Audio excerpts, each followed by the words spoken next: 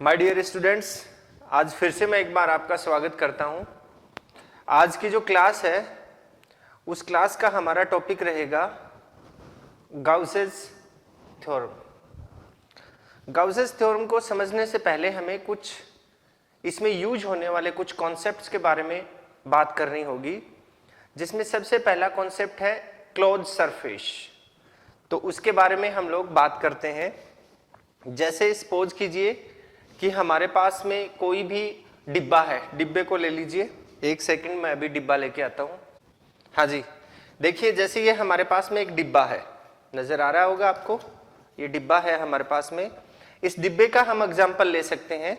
जैसे इसके अंदर हमने एक बल्ब लगा दिया और अगर उस बल्ब से निकलने वाली लाइट इस डिब्बे के बाहर नहीं निकलती है, क्या है, डिब्बे के बाहर नहीं निकलती है, इसी के अंदर रह जाती है, तो हम इस डिब्बे को बोल सकते हैं क्लोज सरफेस। क्या बोल सकते हैं? Close surface. अब इसी तरीके से एक और एग्जांपल हम ले सकते हैं। वो क्या है? जैसे हमने एक फुटबॉल ले लिया, फुटबॉल के अंदर भी हमने एक बल्ब लगाया और बल्ब को जैसे ही हम जलाते हैं तो उस बल्ब से निकलने वाली जो लाइट है वो अगर उसके बाहर नहीं निकलती है तो हम उसको क्लोज सरफेस की उसमें डेफिनेशन में या क्लोज सरफेस के उस कैटेगरी में हम उसको शामिल कर लेते हैं। अगर इसमें कोई होल कर दिया जाए, जैसे फुटबॉल में ही कोई होल कर दिया जाए, छोटा सा होल कर दिया और फिर हमने बल्ब जलाया, तो उस केस में जो उसके अंदर बल्ब से निकलने वाली लाइट जो है वो उस सरफेस के अंदर से बाहर आ जाएगी। उस केस में हम बोलेंगे कि वो एक क्लोज सरफेस नहीं है। अब देखिए, इसी से रिलेटेड हम एक टॉपिक की बात करते हैं और वो टॉपिक मैं आपको गाउस थ्योरम समझाने से पहले समझाऊंगा, क्योंकि इसमें वो यूज होगा। और उस टॉपिक को हम ले सकते हैं electric flux linked to a close surface. क्या बात कर रहे हैं हम लोग? Electric flux linked to a closed surface. Closed surface, ये चीज हमें समझनी है। अगर ये हमें अच्छे से समझ में आई तो हम इजीली ये जो कॉन्सेप्ट है आपका गाउसेस थ्योरम, इसको इजीली समझ पाएंगे। तो इसको समझने के लिए सबसे पहले हमने जो बात की अभी अभी क्लोज सरफेस के बारे में, ये जो लिखा हुआ है क्लोज सरफेस, इसके बारे में जो बात की, उसके लिए हम क्या वर्ड, उसके लिए क्या डेफिनेशन यूज में लेंगे उसको मैं बता रहा हूं यहां पे। सबसे पहले हम बात करते हैं क्लोज सरफेस की। क्लोज्ड सरफेस होता क्या है? ये क्लोज सरफेस, इसके बारे में हम लोग बात कर रहे हैं। देखिए, it is a continuous, it is a continuous surface, continuous surface around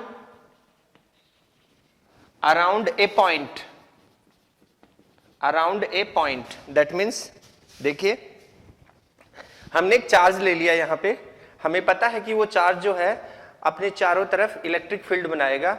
हमने एक चार्ज लिया और उसके चारों तरफ जो इलेक्ट्रिक फील्ड बनी है उसके चारों तरफ एक सरफेस एरिया, एक सरफेस बन गया है उसके चारों तरफ, एक क्लोज, उस पॉइंट के चारों तरफ एक क्लोज सरफेस बन गया है, जिसके अंदर बनी हुई इलेक्ट्रिक फील्ड बाहर पास नहीं होगी, मतलब उसके अंदर ही रहेगा उस चार्ज का जो इफेक्ट है वो, उसको हम बोल रहे हैं यहाँ पे it is a continuous surface around a point, around a point. This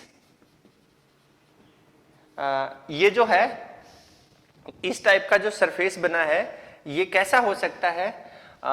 this shape में बी, दिस शेप में बी कैसी हो सकती है? Spherical, spherical just like football, अभी मैंने एग्जांपल बताया आपको। स्फेरिकल हो सकती है, क्यूबिकल, क्यूबिकल हो सकती है, जैसे ये डिब्बा दिखाया था मैंने आपको अभी अभी थोड़ी देर पहले, ऐसा भी हो सकता है cubical. Cylindrical, cylindrical, cylindrical just like ये मार्कर, देखिए आप, ये मार्कर हो सकता है, इस टाइप की भी शेप हो सकती है मार्कर। और मे बी इर्रेगुलर शेप,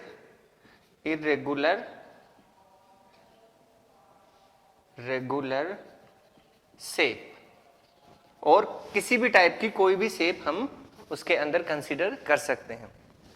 कैसी भी हो सकती है, जैसे हमारे पास में और भी सराउंडिंग में बहुत सारे ऐसे हमें जो ऑब्जेक्ट हैं, जो बॉडी हैं वो देखने को मिलती हैं, उनके तरीके की भी उनकी शेप हो सकती है। तो ये होता है आपका क्लोज्ड सरफेस। अब ये फॉर्म कैसे होता है, कैसे फॉर्म करेंगे इसको, इसके बारे में बात बता रहा हूं मैं आपको। How it is formed, how it is formed, कैसे फॉर्म करेंगे इसको। तो इसमें हम लोग क्या समझेंगे, देखिए हमारे पास में ये जो शेप बन के आई है, ये अलग अलग शेप बन के आई हैं। जैसे हमने बात की यहाँ पे spherical shape, cubical shape, cylindrical और में भी इर्रेगुलर शेप, ठीक है।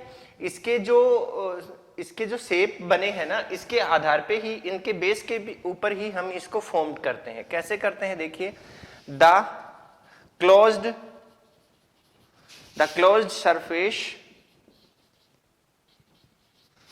Surface of many combination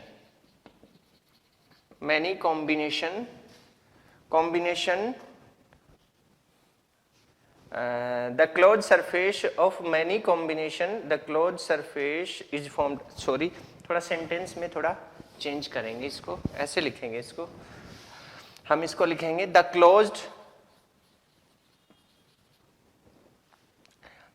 surface is formed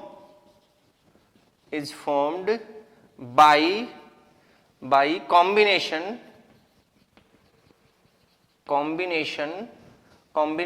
of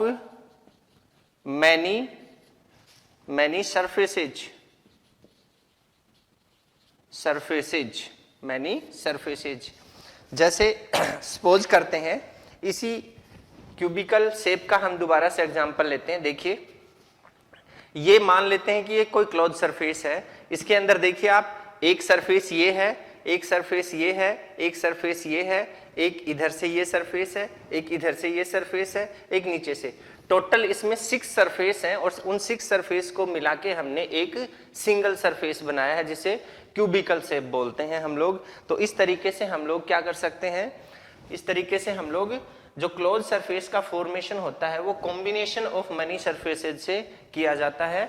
और ये जो सरफेस हैं ये 2 टाइप के हो सकते हैं। कैसे हो सकते हैं, दीज सरफेसेज कैन बी, हम लिख सकते हैं इसको, these surfaces can be of 2 types में कौन कौन से हो सकते हैं आपके, देखिए यहाँ पे 2 टाइप ले सकते हैं हम लोग इसके अंदर। पहला जो होगा वो होगा प्लेन सरफेस, ठीक है। और दूसरा जो होगा वो होगा आपका कर्व्ड सरफेस। इस तरीके से 2 टाइप के सरफेसेज का कॉम्बिनेशन अगर हम लोग कर दें तो हमारे पास में क्या बनता है, क्लोज सरफेस का फॉर्मेशन होता है। जैसे अभी हमने ये लिया, ये हमारा एक क्यूबॉइड है और इस क्यूबिकल शेप की वजह से इसके अंदर जो सरफेस यूज में आ रहे हैं वो सारे के सारे प्लेन सरफेसेज हैं। प्लेन सरफेस से मिला के ही इसको बनाया गया है, ठीक है। दूसरा अगर हम एग्जांपल लें, इसमें टोटल नंबर 6 सरफेस यूज हुए हैं। और अगर दूसरा अगर हम एग्जांपल लें फुटबॉल का, तो उसके अंदर जो सरफेस है वो सिंगल सरफेस है पूरा का पूरा, और उस सिंगल सरफेस को हम कर्व्ड सरफेस में ले सकते हैं। अगर हम सिलिंड्रिकल एग्जांपल लें, मान लीजिए कि ये मार्कर है मेरे पास, इसका एग्जांपल लेते हैं तो इसकी शेप जो है वो सिलिंड्रिकल है। इसमें देखिए एक ये प्लेन सरफेस है, एक ये प्लेन सरफेस है, और ये जो है इसकी जो पाइप है, ये वाला सरफेस इसका कर्व्ड सरफेस है। तो हम लोगों ने जो फॉर्मेशन किया किसका, क्लोज सरफेस का, the close surface is formed by combination of money surfaces. That means ये जो टाइप्स हैं सरफेसेज के, ये 2 टाइप होते हैं, प्लेन सरफेस और कर्व्ड सरफेस। प्लेन सरफेस में क्यूबिकल ले सकते हैं, कर्व्ड सरफेस में हम लोग क्या ले सकते हैं, फुटबॉल ले सकते हैं हम लोग, सिलिंड्रिकल शेप वाली या स्फेरिकल शेप वाली जो हमारे ऑब्जेक्ट है, बॉडी है, उनको ले सकते हैं। तो हमें मोस्टली हमें क्या समझ में आया कि क्लोज सरफेस होता क्या है, ये चीज हम यहाँ पे बात कर रहे थे। अब इस क्लोज सरफेस से लिंक्ड फ्लक्स की अगर हम बात करें तो देखते हैं हम लोग कैसे लिंक करेगा इस क्लोज सरफेस से। जो हमारा फ्लक्स है वो कैसे लिंक करेगा, इसके बारे में हम लोग अभी बात करते हैं। हाँ जी, अब देखिए, अगर हम किसी भी क्लोज सरफेस को इलेक्ट्रिक फील्ड में रखते हैं तो उस सरफेस से लिंक्ड फ्लक्स की बात करेंगे हम लोग। उस सरफेस से लिंक्ड जो फ्लक्स है वो कितना होगा, उसकी कैलकुलेशन हम लोग करेंगे।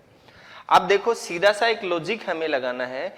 लॉजिक ये लगाना है कि जिस तरीके से बहुत सारे सरफेसेज के कॉम्बिनेशन से एक सिंगल क्लोज सरफेस बनता है, उसी तरीके से उस सिंगल क्लोज सरफेस से हम उसके जो अलग अलग जो सरफेस हैं उनको हम डिवाइड कर सकते हैं। और हमने लास्ट क्लास में ये भी डिस्कस किया था, मैंने आपको बताया भी था कि आपको मैंने ये भी कहा था कि आपको ऐसे लगेगा कि भाई सर तो इलेक्ट्रिक फ्लक्स वाले जो टॉपिक है उसको बहुत ज़्यादा लेंदी बना रहे हैं। तो तब उस केस में मैंने आपको बोला था कि ये लेंदी मैं इसलिए बना रहा हूँ क्योंकि हमें जो आगे गॉसेस के जो थ्योरम है और उसकी जो एप्लीकेशंस हैं उसके बारे में जो स्टडी करनी है उसमें हमें ज़्यादा दिक्कत ना हो, इस वजह से मैंने आपको वो सारे के सारे कॉन्सेप्ट उस टाइम समझाए थे। तो उस कॉन्सेप्ट को जब मैंने समझाया था तब मैंने आपको बताया था कि अलग अलग सरफेस के ऊपर जो थीटा की वैल्यू है वो डिफरेंट होगी, ठीक है। और उस थीटा की वैल्यू के बेस पे ही हम लोग यहाँ पे कैलकुलेशन करने वाले हैं। तो अगर हम लोग इसी क्यूबॉइड को ले लें, मान लीजिए यही क्यूबॉइड है, ये हमारे पास में एक क्लोज सरफेस है और इसी क्लोज सरफेस को हम ले लें तो यहाँ से फील्ड लाइन जो है उसके लिए हम निकाल रहे हैं। सपोज कीजिए कि हमारे पास इसके अंदर एक चार्ज रखा हुआ है और ये इलेक्ट्रिक फील्ड में है और उसकी वजह से इसके अंदर इलेक्ट्रिक फील्ड बन रही है और अब हमें इससे लिंक्ड जो फ्लक्स है वो निकालना है। तो उस केस में अगर हम इसके अंदर देखें तो ये जो सरफेस है इसके साथ बनने वाला एंगल थीटा किसका, इलेक्ट्रिक फील्ड का, इस सरफेस के साथ बनने वाला, इस सरफेस के साथ बनने वाला, इस सरफेस के और इस सरफेस, मतलब टोटल नंबर और 6 सरफेस के साथ में बनने वाला थीटा जो है वो डिफरेंट होगा। और उस थीटा की वैल्यू के लिए हम डिफरेंट अलग अलग फॉर्मेट में हम इलेक्ट्रिक फ्लक्स निकाल लेंगे। अलग अलग थीटा के लिए, इस सरफेस के लिए निकाल लेंगे, इसके लिए निकाल लेंगे, इसके लिए निकाल लेंगे और सबका इंटीग्रेशन कर देंगे और उस इंटीग्रेशन को एक साथ ऐड कर देंगे। ऐड करने के बाद में जो टोटल वैल्यू आएगी उसे हम बोल देंगे total flux linked with this surface, ठीक है। ये फॉर्मेट हम यहाँ पे यूज में लेने वाले हैं। तो कैसे सोल्व करेंगे, देखिए इसको हम लोग, जैसे हमारे पास में एक फॉर्मूला होता है, कैसे फॉर्मूला होता है आपने पढ़ा है, हमारे पास में फॉर्मूला होता है phi E is equals to integration E D S cos theta. ये फॉर्मूला हमने ऑलरेडी डिस्कस कर लिया है। अब सपोज करते हैं कि ये जो फॉर्मूला है ये किसी सिंगल सरफेस के लिए आया, किसी सिंगल सरफेस के लिए, मान लीजिए इस सरफेस के लिए आया, ठीक। तो हमने ये फॉर्मूला लगा दिया। अब हमें कंप्लीट सरफेस के लिए निकालना है। किसके लिए निकालना है, कंप्लीट सरफेस के लिए। तो उसका जो नोटेशन है वो हमने एक डिफरेंट टाइप से सोचा और उसका जो नोटेशन है वो हमने ये बना दिया, phi E is equals to, phi E मतलब total flux linked with close surface. हम लिख सकते हैं इसको total flux linked with close surface, ऐसे इसको डिनोट करेंगे। तो आपके सामने क्या बनेगा, देखिए हमने इसको दिखाया phi E is equals to integration. अब टोटल सरफेस के लिए निकाल रहे हैं तो हमने यहाँ पे इसका एक ही नोटेशन बना दिया इस तरीके से, ठीक है। कंप्लीट सरफेस आ गया इसमें। जैसे ये सिंगल सरफेस के लिए था तो ऐसे ही सिंगल सरफेस इसमें कितने हैं, 6 हैं। तो उन सिंगल सरफेसेज को हमने एक जगह डिनोट कर दिया और लिख दिया यहाँ पे vector E dot vector D S. इस तरीके से हमने इसको दिखा दिया है।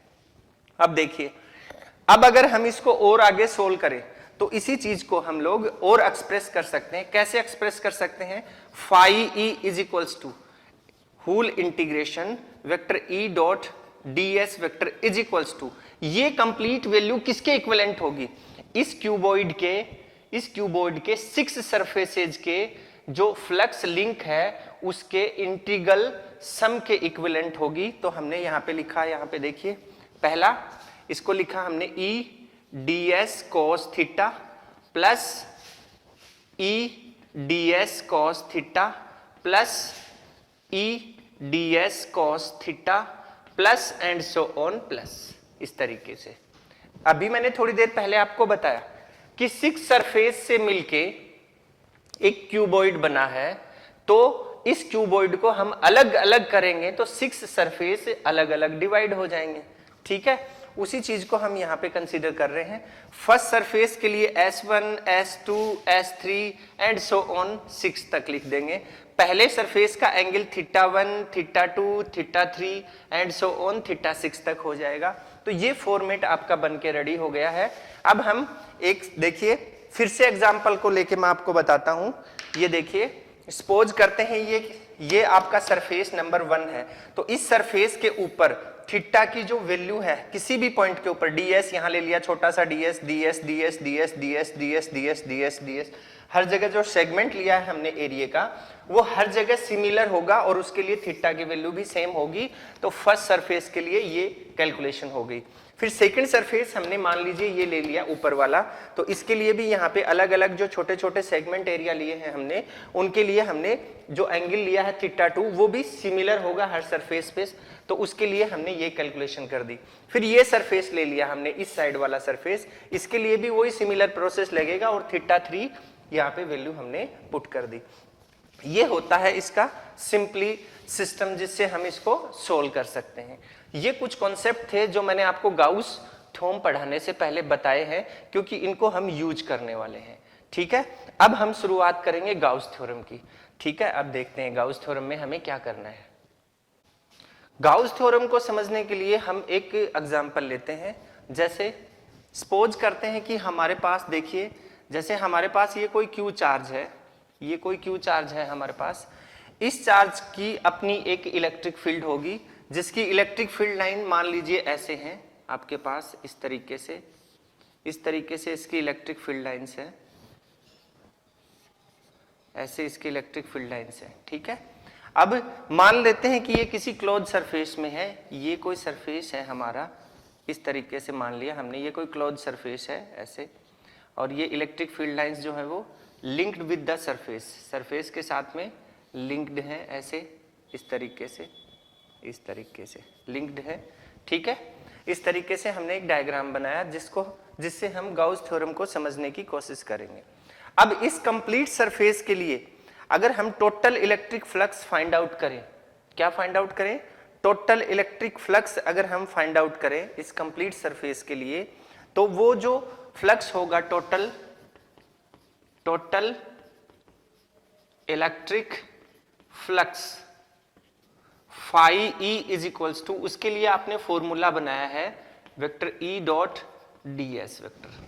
ठीक है, ये अभी अभी मैंने आपको समझा दिया था। अब देखते हैं किसी एक पर्टिकुलर पॉइंट पे, ये कोई पॉइंट है हमारे पास में, इस पे जो इलेक्ट्रिक फील्ड की डायरेक्शन है वो ये है, देखिए ध्यान से। ठीक है, अब यहाँ पे हमने एक डीएस सेगमेंट ले लिया, ये कोई डीएस सेगमेंट ले लिया हमने, ये लीजिए, ये कोई छोटा सा सेगमेंट ले लिया हमने। इस सेगमेंट का एरिया वेक्टर जो है वो परपेंडिकुलर टू दी सरफेस होगा, ये ए कैप दिखा दिया हमने। ठीक है, दोनों के बीच में बनने वाला एंगल थीटा हो गया, ये ई है और ये आपका सेगमेंट डीएस है, डीएस वेक्टर। ठीक, इस तरीके से तो हम इस सेगमेंट के लिए अगर हम निकालें, क्या निकालें? इलेक्ट्रिक फ्लक्स की वैल्यू।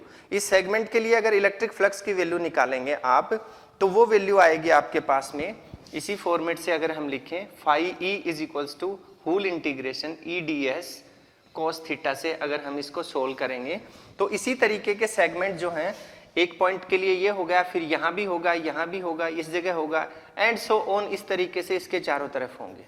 उसका होल इंटीग्रेशन हम लोग यहाँ पे कर देंगे तो हमारे पास में, और फिर उनको एक साथ हम ऐड भी कर देंगे, तो इस तरीके से हमारे पास में एक सॉल्यूशन निकल के आएगा। अब ध्यान से अगर देखा जाए तो ये चार्ज जो है, ध्यान से देखिए, चार्ज क्या है? Q.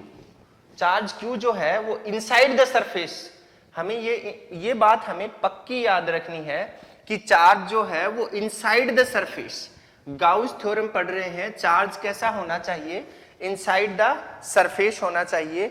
Q is the charge which is inside the surface. इसमें Q क्या है? चार्ज है, और उसको हम लिख सकते हैं, कहाँ है वो? इनसाइड द सरफेस है। Q इज द चार्ज, और वो कहाँ है? Inside the surface. ये एक कंडीशन ही मान लीजिए यहां पे ऐसा होगा, ठीक। और उससे हमने ये चीज समझी है यहां पे, ठीक है। अब थोड़ा और आगे चलते हैं, और आगे चलेंगे तो हमारे पास में क्या बनेगा, देखिए जो टोटल फ्लक्स होगा इस क्लोज सरफेस से लिंक्ड, जो टोटल फ्लक्स होगा वो कैसे होगा, वो कैसे डिफाइन करेंगे हम लोग। उसके लिए मैं आपको एक इक्वेशन बना के बताता हूं। The total flux linked with this surface, the total flux linked with surface, इसको कैसे लिखेंगे हम लोग, इसको लिखेंगे हम लोग अकॉर्डिंग टू गाउस लॉ। कैसे बताएंगे, इस सरफेस से लिंक्ड जो टोटल फ्लक्स है, जैसे ये छोटा सा सेगमेंट लिया ऐसे ऐसे ऐसे इस पॉइंट पे इस तरीके से, तो उसका टोटल करेंगे तो उसको कैसे डिफाइन करेंगे हम लोग, उसको डिफाइन करेंगे हम लोग phi E is equals to 1/ε0 into Q. Q that means charge की वैल्यू जितनी ज्यादा होगी, ये लीजिए यहाँ पे ये कांस्टेंट है 1/ε0, यहाँ पे कांस्टेंट यूज हुआ है। तो फाई ई डिपेंडेंसी किसके ऊपर है, इसकी क्यू के ऊपर इसकी डिपेंडेंसी है। क्यू क्या है, चार्ज। क्यू क्या है, charge is the Q is the charge inside the surface, ये वाला चार्ज है। तो इसकी मैग्नीट्यूड जितना ज्यादा होगा फ्लक्स की वैल्यू भी उतनी ही ज्यादा होगी। क्यों होगी, क्योंकि चार्ज का मैग्नीट्यूड बढ़ने से फील्ड लाइंस का जो क्राउडिंग है, क्राउडिंग बताया मैंने, सारी चीजें बताई मैंने आपको, क्राउडिंग इंक्रीज हो जाएगी। क्राउडिंग इंक्रीज होने का मतलब नंबर ऑफ फील्ड लाइंस बढ़ जाएंगी। और इलेक्ट्रिक फ्लक्स भी क्या होता है, number of field lines passing through a particular area, ठीक है। तो ये इस तरीके से हम इसको डिफाइन कर सकते हैं। और अगर इसको और आगे लिखें, देखो मैं बताता हूं आपको, इसको और अगर हम थोड़ा और क्लैरिफाई करें, सिंप्लीफाई करें, तो कैसे बनाएंगे, तो ये बन जाएगा आपका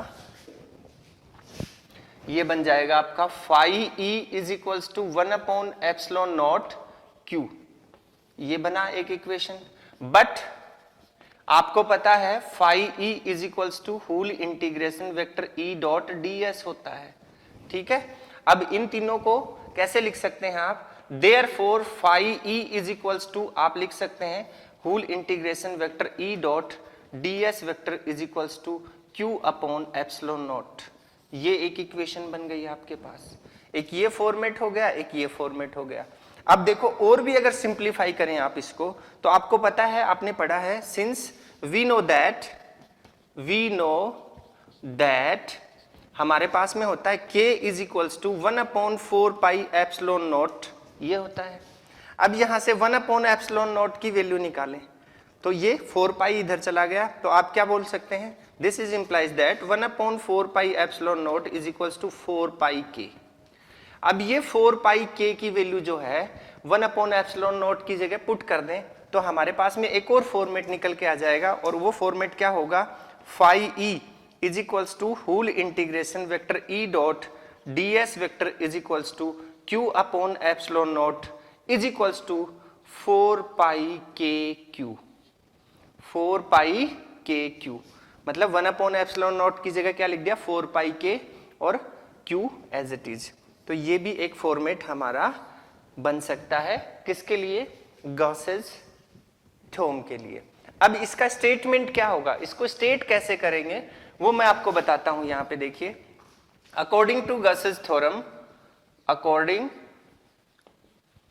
according to Gauss's theorem, the electric flux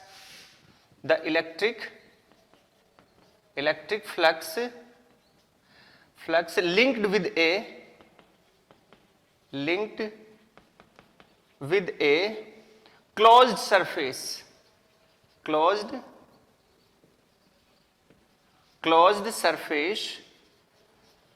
linked with a closed surface is 1/ε0 times the charge enclosed enclosed by the surface, by the surface. इस तरीके से हम इसको स्टेट कर सकते हैं और इस तरीके से हम इसको मैथमेटिकली दिखा सकते हैं। ये हमारा गाउस थ्योरम बन गया है। ठीक है, अब इस गाउस थ्योरम की कुछ डिपेंडेंसीज होती हैं। डिपेंडेंसीज मान लीजिए, इसकी प्रॉपर्टीज मान लीजिए, तो उस प्रॉपर्टीज और कैरेक्टरिस्टिक्स को हम कैसे डिफाइन करेंगे वो मैं आपको बताता हूं। उनके लिए हमें इसको इरेज करना पड़ेगा बोर्ड को। तो इसकी जो टोटल कैरेक्टरिस्टिक्स है वो हमारे पास में 5 हैं और उनके बारे में मैं आपको बता रहा हूं। वो बहुत यूजफुल है, हमारे आगे आने वाले टॉपिक्स में काफी यूज होगा उनका। ठीक है, अभी देखिए। हाँ, तो हम बात कर रहे थे गाउसेस लॉ से रिलेटेड कुछ ऐसी बातें जो हमें जाननी जरूरी हैं। उनमें से फर्स्ट पॉइंट को अगर हम कंसीडर करें तो मैं आपको बताना चाहूंगा, नंबर 1 पॉइंट की बात करें हम लोग, तो जो गाउस जो थ्योरम होती है वो सिर्फ क्लोज सरफेस के लिए ही ट्रू होती है। मतलब क्लोज सरफेस अगर है तो ही हम गाउस थ्योरम को अप्लाई कर सकते हैं, अदरवाइज ओपन सरफेस के लिए ई की वैल्यू फाइंड करने के लिए ये थ्योरम अप्लाई नहीं होगी। तो हम फर्स्ट पॉइंट लिखेंगे यहाँ पे, the Gauss's theorem, the Gauss's theorem is true for closed surface, is true for closed surface only। ठीक है, सिर्फ इसके लिए ही ट्रू है ये। ठीक है, अब अगर हम सेकंड केस की बात करें, एक और दूसरा पॉइंट अगर हम बनाएं, तो उसको बनाने के लिए मैं एक बात बताता हूं आपको। जैसे फॉर एग्जांपल हमारे पास में कोई क्लोज सरफेस है, ये कोई चार्ज है Q, और इस चार्ज की वजह से ये आपकी फील्ड लाइंस हैं जो लिंक्ड हैं सरफेस के साथ में, ऐसे लिंक्ड हैं इस तरीके से। ठीक है, अब देखिए यहाँ पे कोई दूसरा चार्ज आ गया Q, यहाँ पे भी एक चार्ज है Q और यहाँ पे भी एक चार्ज है Q। तो इस केस में क्या होगा ये सोचना है हमें। इस केस में कुछ नहीं होगा, जितने भी चार्ज क्लोज सरफेस के अंदर हैं उन सबको हमें कंसीडर करना है और उनका सम कर देना है। दैट मीन्स एडिटिविटी दिखानी है यहाँ पे। अगर माइनस में हो, यहाँ पे ये लीजिए एक माइनस में है और बाकी सब ऐसे हैं, तो ये देखिए प्लस के 3 चार्ज हो गए, प्लस प्लस 1 2 3, और ये माइनस का तो कितना आया 2Q आया। तो जो हमारा सरफेस होगा उसको हम 2Q से कंसीडर कर लेंगे, ये 2Q है इस तरीके से, और ये फील्ड लाइन दिखाई दे गई आपको, ये आपकी फील्ड लाइंस है ऐसे। ठीक है, मतलब क्या निकला इस चीज का कि सरफेस के अंदर जो भी चार्ज हैं उन सबको हमें कंसीडर करना है। वो सारे के सारे ही किसके अंदर यूज होंगे, इलेक्ट्रिक फील्ड इंटेंसिटी को फाइंड करने के लिए यूज होंगे, और उनसे बनने वाला फ्लक्स हमें यूज में लेना है। क्लोज सरफेस के इनसाइड में जो चार्ज है उनको कंसीडर करना है हमें। तो इसको कैसे लिखेंगे आप लोग, देखिए बताता हूं मैं आपको। At the charges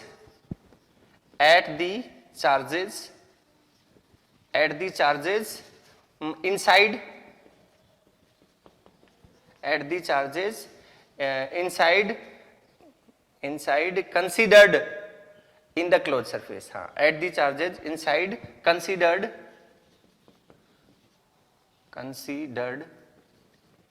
considered in the closed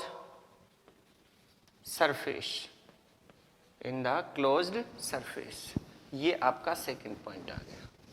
ठीक है, अब देखते हैं एक और पॉइंट है हमारे पास, थर्ड वन। अब थर्ड वन पॉइंट को समझने के लिए मैं आपको एक बात बताता हूं। एक छोटा सा एग्जांपल लेते हैं हम लोग। जैसे ये कोई सरफेस है हमारे पास, ये कोई 2Q चार्ज है, 2Q। ठीक है, अब देखना ध्यान से, यहां पर प्लस 4Q चार्ज है आउटसाइड द सरफेस, यहां पर माइनस 3Q चार्ज है आउटसाइड द सरफेस। ऐसे समझना है हमें। तो इसकी जो फील्ड लाइन है उनको अगर मैं डिनोट करूं तो वो ऐसे होंगी, देखिए इस तरीके से होंगी, इस चार्ज से ऐसे दिखा सकते हैं हम उनको, ये वाली। इसकी जो फील्ड लाइन है उनको मैं ऐसे दिखा सकता हूं, ऐसे। ठीक है, तो क्या इस अंदर वाले चार्ज की वजह से बनने वाली जो फील्ड है और जो बनने वाला जो फ्लक्स है वो अफेक्टेड होगा इन बाहर वाले चार्जों से, ये देखना है हमें। तो वो बिल्कुल भी अफेक्टेड नहीं होगा। क्यों नहीं होगा उसका रीजन बताता हूं मैं आपको।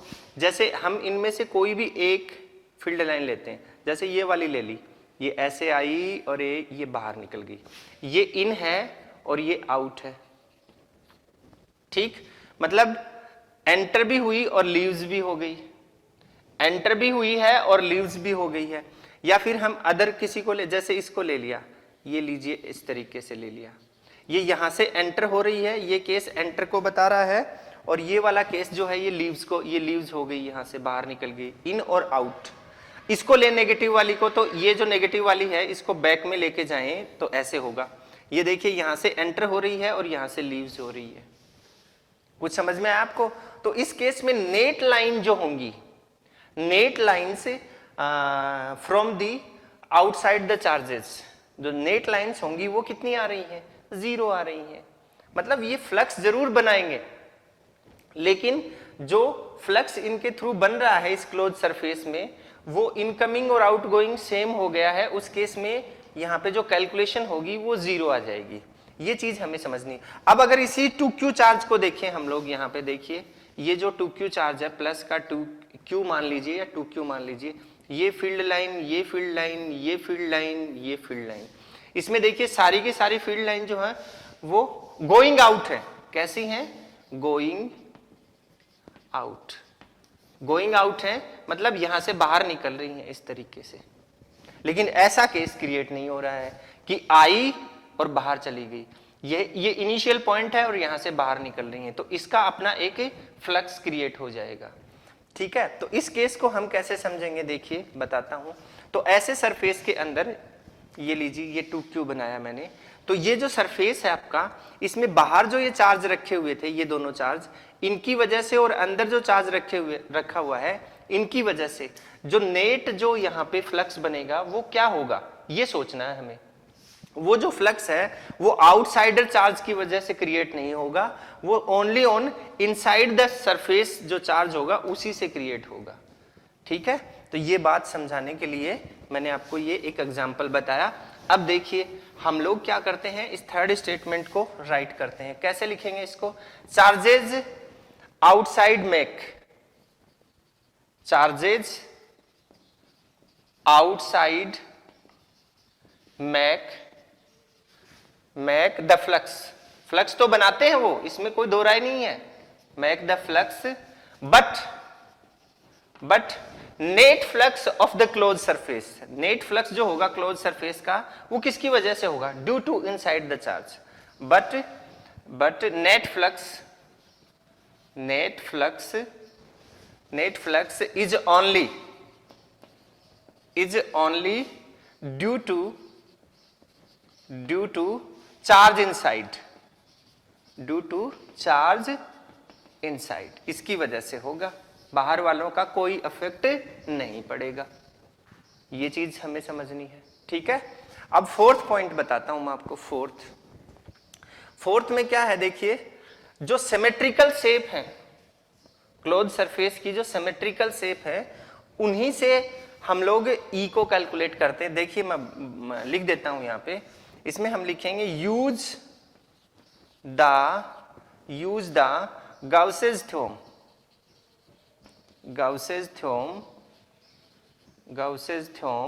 विद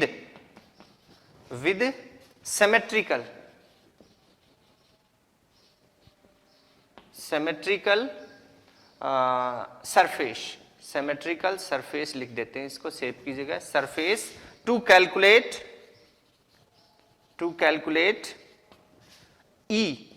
ई मतलब इलेक्ट्रिक फील्ड इंटेंसिटी, ई एट ए पॉइंट, ये हो गया आपका फोर्थ पॉइंट। अब अगर फिफ्थ पॉइंट की बात करें हम लोग, ठीक है, किसकी बात करें? फिफ्थ पॉइंट की। तो गाउसेस थ्योरम जो है वो इनवर्स स्क्वायर लॉ के ऊपर डिपेंड करती है। किसके ऊपर डिपेंड करती है? इनवर्स स्क्वायर लॉ के ऊपर भी डिपेंड करती है। देखिए GAUSS, Gauss's theorem depends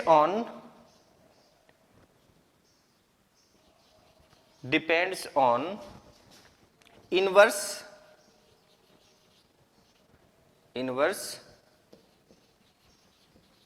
square law, inverse square law, ये चीज होती है।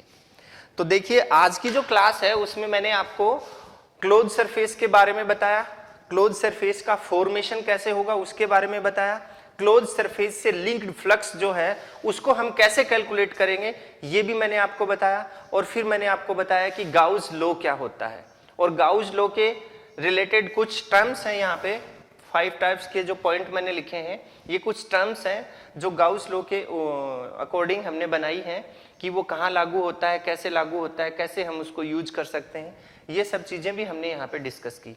तो गाउस लॉ से रिलेटेड जो अपना फिनोमेना था वो इतना ही था। नेक्स्ट क्लास जो होगी उसमें हम लोग प्रूफ ऑफ गाउस लॉ के बारे में बात करेंगे और एप्लीकेशंस ऑफ गाउस लॉ की बात करेंगे। ठीक है, आज के लिए इतना ही, नेक्स्ट क्लास में फिर मिलते हैं। Thank you, have a nice day everybody.